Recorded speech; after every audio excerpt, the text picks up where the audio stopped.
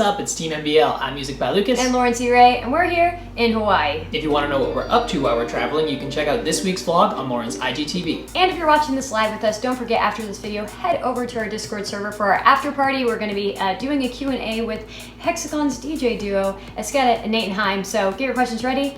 It's gonna be a great time. So first off, what is a press kit? So your press kit is basically a digital summary about you, the producer DJ, and your press pictures used to promote yourself to other people and events. And you will need this for several reasons. Yeah, like if you want to play shows, you're gonna need to send this press kit to the bookers, or if you're trying to get a manager or an agent, they're gonna ask for it to know a little bit more about your story. Yeah, it's just a quick way for them to kind of look through and get to know who you are in a shortened way, in a fun way, really. Yeah, labels might ask for it, you might get asked for it. You might want to put it in your email signature. You know, any place that you want to basically promote yourself, pitch yourself in a very summarized way. Yeah, and it works a lot better than having to like tell your entire life story in every email. Especially in an essay form. Like a press kit should be like a fun way to view it. Like make it really interesting. And we're going to go through that today on how to make a press kit interesting and good enough for you to use.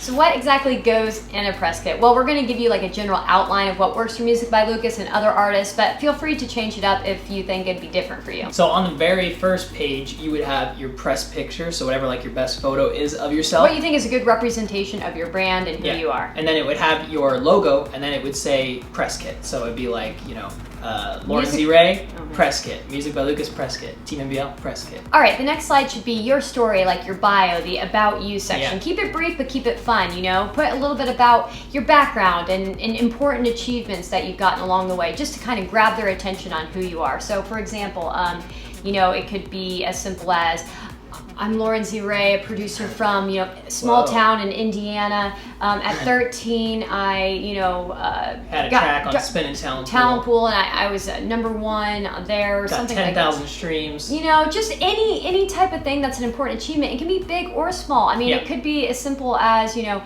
was on Don Diablo's radio show recently, or, you know, just was like, supported by this artist at the age of blah blah blah. Has been working on their own sound. Like for me, it'd be like has been developing his future trance sound, which is a mixture between, you know, future house and trance music. You know, his melodic. You want to make it simple, short, and sweet, but like encompassing who you are and your bio, where like you're really from. quickly. You know, young producer, veteran producer, blah blah blah blah. Like just kind of a little bit more defined about you. And if you ever need help with that and you're on the online music school, that's something you could definitely be shooting over to Lucas and getting help with, because I can review all that kind of stuff. Yeah, exactly. The next page could be something like your social numbers, like your monthly streams on Spotify, what your top 5 countries are, because labels and other like booking agents, they want to know where your listeners are, for example. So if you have a Spotify for Artists account, which you can get, then you can go on there and find out who's listening to your music. Yeah, analytics and stuff. And so you can put that on there. If you have, you know, so many Instagram followers, you can put that on there. Yeah, that's what I was gonna say. So if you don't like have huge numbers on a certain, you know, Spotify or something like that, just put like what you are making, you know, progress towards. So you could put like SoundCloud or Instagram or something like that. And you can also put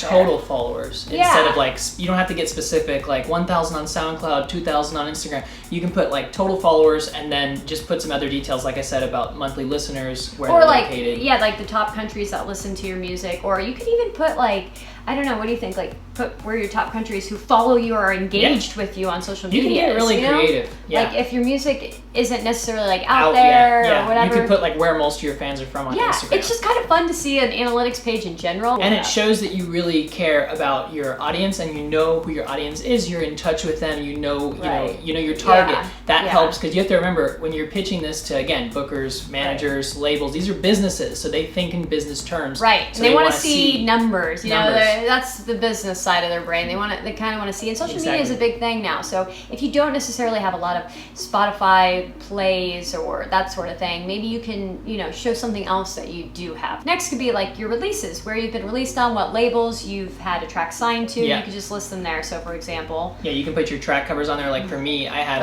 all my different track covers to my tracks. And then, you know, like what labels they've been released on, that kind of information. Would you say that like the track cover kind of says what label they're released on? You don't really have to list the labels. You can just put the track covers under a release page. A lot of artists have it like that. Looks a little fancy, but also if you don't have that many tracks released, but you've released on a lot of labels. Maybe it's better if you just list the labels like icons or something, because then it looks like a lot more or something like that. The reason why it's good to have either icons or covers is because people like pictures, graphics, they pop out more. Yeah. It's people, rather again, than just like don't really want to listing. read this giant list. They probably, if you put a list, they're probably only going to read the first. Yeah. The next is very similar to how you would present your releases. It would be your supports. So you can put like the logos of the different DJs who have supported you. Again, cooler than putting a bunch of their names listed out with text. So what you'll have to do is try to search on Google like a PNG file, a vector file of the logo, you know, of the specific DJ, and then try to organize them in a cool way. Right, and if you've actually had more supports than releases, put them on one page together. Like, make pages look full. Don't Supports make them look releases, empty. You know?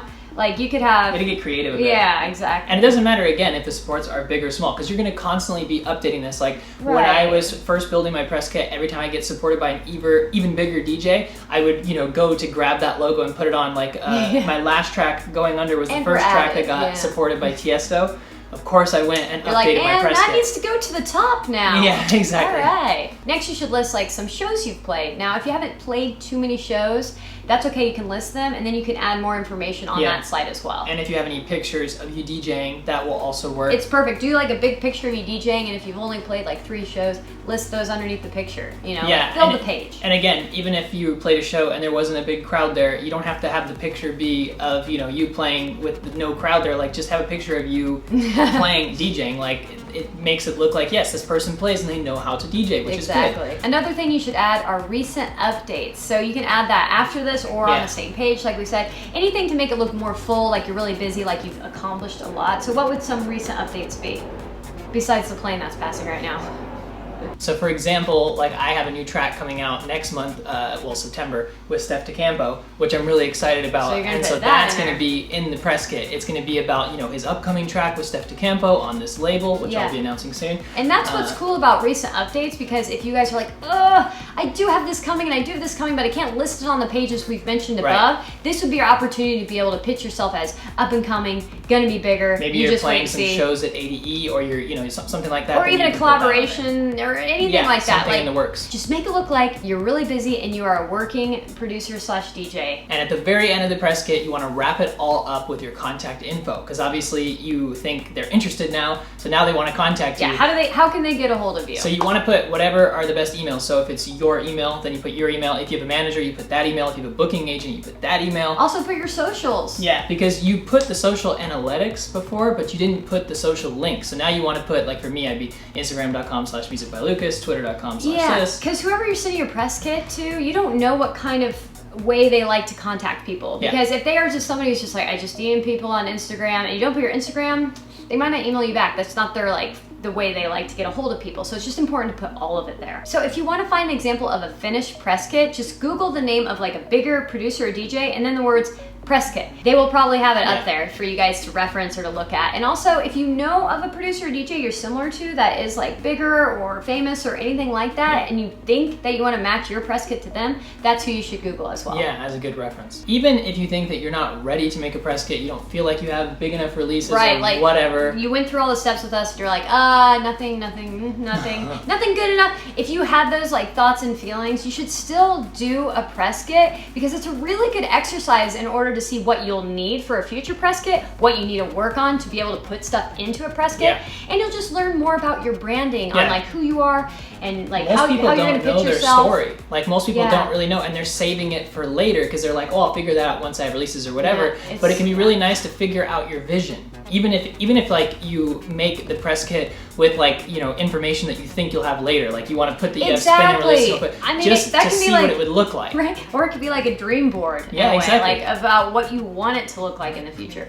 And I also think like going through the motions of making a press kit, you learn from your mistakes, and it's going to be really good by the time that you need a press kit. Yeah, you know, you learn. Typically when whoever asked for your press kit, like when the first person asked for mine, I did not have it ready. No, and you had to like create it like really quickly. Right on the, and it wasn't necessarily the best, and it took like days getting back to them. Yeah. So it's nice. I also think that like going through and making a press kit, there's so many good things, we like keep listing all, but also I think you can discover who you are, what your branding is, and what you're promoting and gonna be able to pitch as yourself. Like I think you'll discover it doing it too. And it's all really good exercise. So if you feel like you're not ready for a press kit, go through this video again and try to create one, because I think it'll be really helpful. And don't forget to comment below anything that you think we missed, or anything you guys like to see in your press kits, or any comments, questions, or concerns you want to share with this community. Yeah, and if you want to work with us and our team personally one-on-one, check out our online music school at teammbl.com/join. We have weekly demo drops, weekly masterclasses, record label opportunities, one-on-one training, and of course we can help you with your press kit. There it is. Yeah. Head over to the after party on Discord right now. Yes, Askeda and Nate and Shane from Hexagon will be there answering your questions. We'll be there answering your questions. It's gonna be tight. Go check it out. Don't forget to subscribe if you haven't already. And also give like it a thumbs this up. video. And we'll see you next week. All right, guys. Bye. Take care.